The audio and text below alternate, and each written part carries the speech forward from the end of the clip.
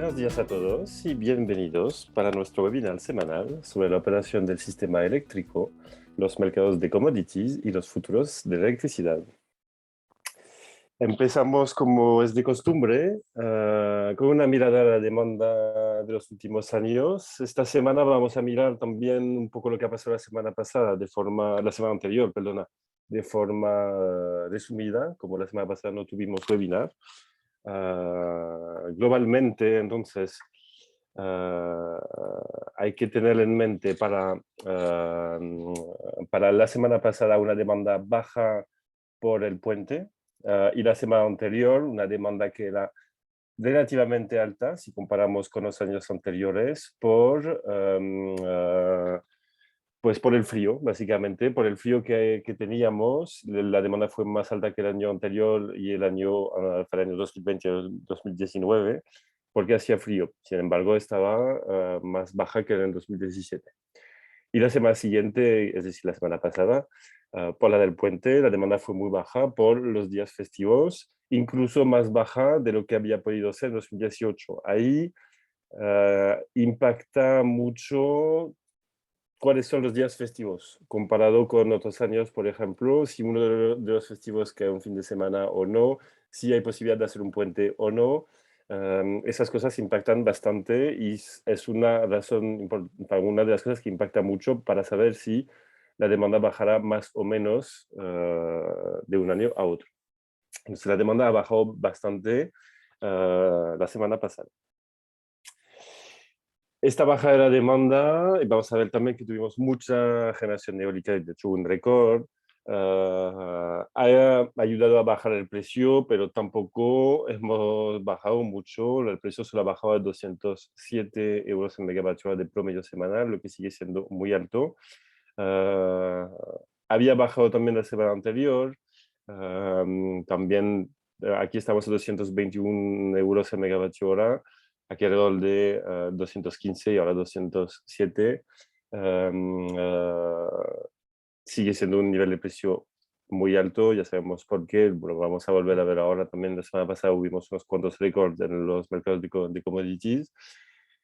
Lo que llama la atención ahora es que ya hemos pasado el year to date, en el year to date 2022 ya hemos pasado la barrera simbólica de los 100 euros en megavatio hora. Entonces, cerraremos el año encima de 100 euros en megavatio hora, de esto no cabe duda. Aunque el precio podría bajar en los últimos días del año por los días festivos, pero en principio no tanto como que en un fin de semana. Ahí vuelvo a lo que comentaba antes, lo que explicaba. Como que en un fin de semana tendrán relativamente poco impacto en la demanda. Entonces está claro que acabaremos el año con un promedio superior a los 100 euros el megavatio hora. El más alto de la historia hasta quizás el año que viene. Eso lo veremos al final de este webinar hablando de los futuros. Ahora mirando entonces la generación renovable en Portugal, España y Francia, una muy buena semana de generación eólica en los tres países, en particular en España, que rompió un récord de producción eólica, alcanzó los 20 gigavatios el miércoles al mediodía, justo el día festivo. Veremos el impacto que ha tenido sobre los precios en unos minutos, pero claramente mucha eólica, baja demanda por el festivo, significan unos precios que bajan. Pero globalmente, mirando aquí, lo que es interesante es ver que efectivamente los tres países han generado mucho toda la semana.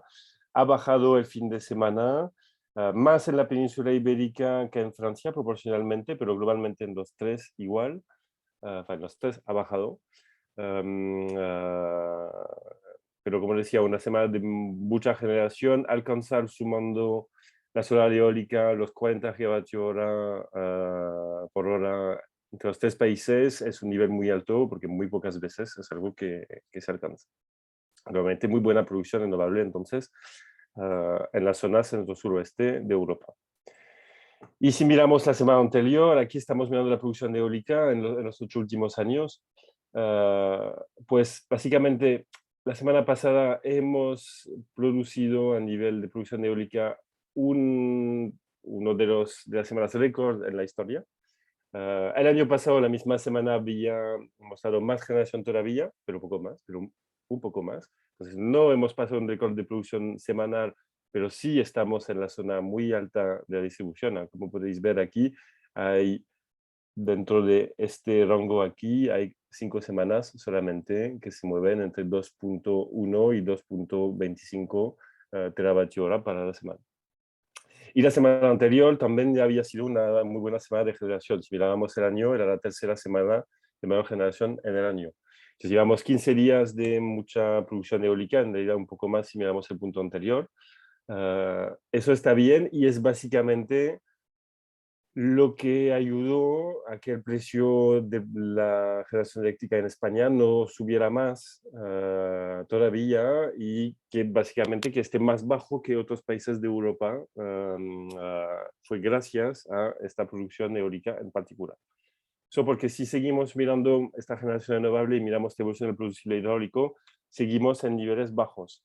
Ha aumentado en las dos últimas semanas la disponibilidad hidráulica, por fin está aumentando, pero seguimos en niveles bajos. Estamos acercándonos a niveles medios para esta semana, pero en el acumulado seguimos bien bajo comparado con otros años. Entonces, las lluvias y las nevadas han ayudado, van a seguir ayudando, sigue lloviendo, pero todavía no estamos realmente salvados, entre comillas.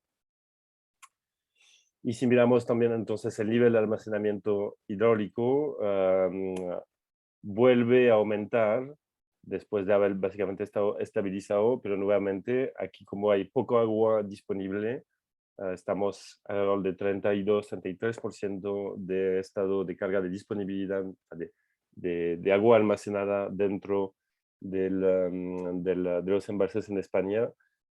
Eso mientras no suba sustancialmente, no vamos a poder usar mucho agua, vamos a tener que seguir usando mucho gas, independientemente del viento que haya. Y eso necesariamente mantiene los precios altos y nos mantiene en esta situación globalmente de precios altos junto con nuestros vecinos de Europa, de todas formas. Y entonces ahora mirando, haciendo un zoom en la semana pasada en particular, como decíamos, muchísimo viento que ha permitido reducir la necesidad de uso de gas. También ha aumentado la producción nuclear. Seguimos faltando 2 unidades de las 7 que hay, pero la semana anterior era peor, porque la semana anterior se faltaban 3, ahora solo se faltan 2. Entonces eso ha venido bastante bien también para reducir la necesidad del gas. También notar que estamos usando más agua comparado con las semanas anteriores, gracias, como decía antes, a un mayor producible hidráulico, es decir, a mayor disponibilidad de agua en el sistema. Un poco de bombeo en el día de mayor producción eólica por la noche, del tratamiento lógico. Vamos a ver ahora que los precios habían caído un montón y por eso se ha podido bombear. Y lo mismo también durante el día, el miércoles. Entonces, este miércoles de mayor viento tenía una demanda relativamente baja por el día festivo, como decía, y básicamente se ha exportado mucho, como en toda la semana, en particular hasta Francia, que necesitaba mucha energía. Y eso lo vemos muy bien en este perfil de precio. Mirando este perfil de precio horario, aquí vemos cómo el precio francés se ha quedado mucho más alto que el precio español, que ya estaba en niveles altos, ya lo íbamos diciendo. No ha llegado a los récords de las semanas anteriores, donde había pasado los 400 euros a megavatio hora, ahí solo alcanzando, solo entre comillas, 375 euros a megavatio hora, lo que sigue siendo extremadamente alto.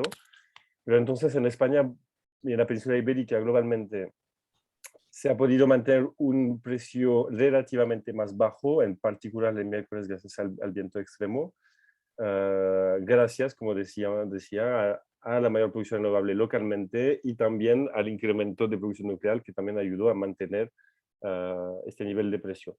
Notar aquí el fin de semana, cuando ya no había mucho viento en el mix ibérico, como el precio ha vuelto a acoplarse con Francia, a mucha mayor frecuencia, e incluso superarlo al momento de pasar las puntas.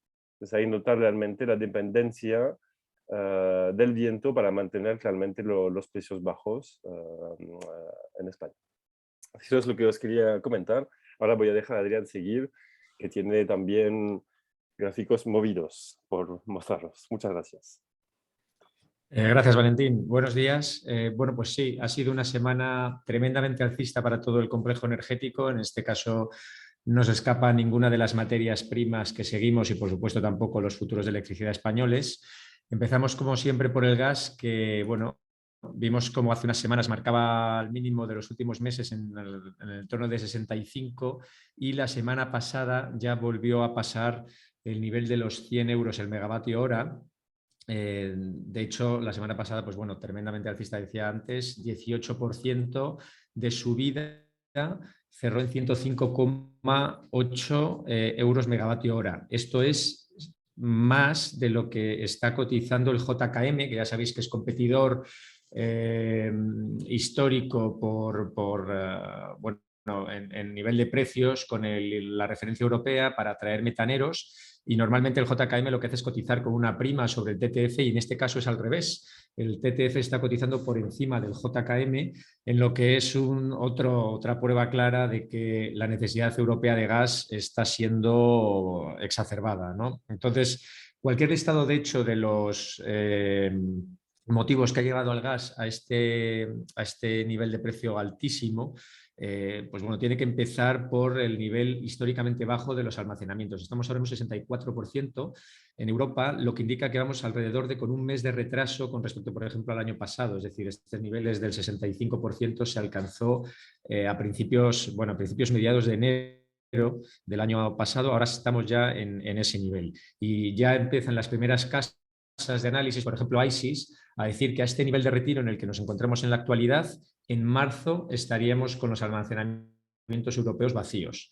Por tanto, el suministro es una prioridad absoluta para Europa y cualquier evento que lo ponga en riesgo tiene una traslación directa en los precios. ¿Qué pasó la semana pasada para este alza tan significativa del 18%? Bueno, pues que empezaron ya las tensiones localizadas en la frontera de Ucrania, entre Rusia y Ucrania. Rusia empezó a desplegar algunas tropas de su ejército y eso empieza a tener una respuesta por parte del resto de países que pueden implicar una alteración en el suministro normal del gas hacia Europa, ¿no? El gas que proviene de Rusia, y por lo tanto el mercado lo recibió de una forma pues, muy negativa, ¿no? Con un aumento impresionante de precios. También pues incide la poca disponibilidad nuclear francesa, que está por encima de los por debajo, perdón, de los 45 gigas, la parada que hubo en la principal planta noruega, Troll, que incidió en que en un par de días hubo una caída de 48 millones de metros cúbicos al día de gas proveniente de ese país hacia Europa. Por el lado de las exportaciones rusas, de momento siguen estables, pero siguen muy por debajo, alrededor del 17% por debajo de lo que era el nivel que se alcanzó en diciembre del año pasado. Y luego, por el lado de la demanda, tenemos que Europa, de momento, pese a que ha habido alguna suspensión temporal de actividad en alguna planta de electrointensiva, ahora mismo la demanda europea está en niveles similares a los del año pasado y que se sitúa en niveles altos del rango de los últimos 5 años. Eso quiere decir que estamos consumiendo alrededor de 1.900 millones de metros cúbicos al día y de gas y, por lo tanto, pues no hay ninguna elasticidad al precio. Es decir, la demanda se está probando inelástica totalmente a los niveles actuales de momento, porque nada hace o nos lleva a asegurar que esto no vaya a cambiar en un futuro cercano, pero claro, esto es un mix entre oferta en riesgo y demanda muy potente, pues que los precios estén a un nivel elevadísimo. Además, el riesgo ya no solo este año, que antes sí se estaba circunscribiendo los precios altísimos a este año, sino que ya en el invierno del año que viene, verano y el invierno también del año que viene, estamos viendo cómo en las últimas semanas los precios están subiendo considerablemente y aunque aquí solo seguimos el mes siguiente, tenemos que el invierno del año que viene está en el entorno de los 75 euros el megavatio hora, lo que indica que el mercado o se está cubriendo ante la eventualidad o realmente piensa que vamos a arrastrar el problema que tenemos actualmente hasta el año que viene. Y las noticias del fin de semana que analizaremos la semana siguiente, provenientes de Alemania con respecto a la certificación del Nord Stream 2, pues nos llevan a pensar que pueda ser el caso, ¿no? O que al menos la gente se quiera cubrir si esta circunstancia ocurre. Bueno, ¿qué pasó con el CO2?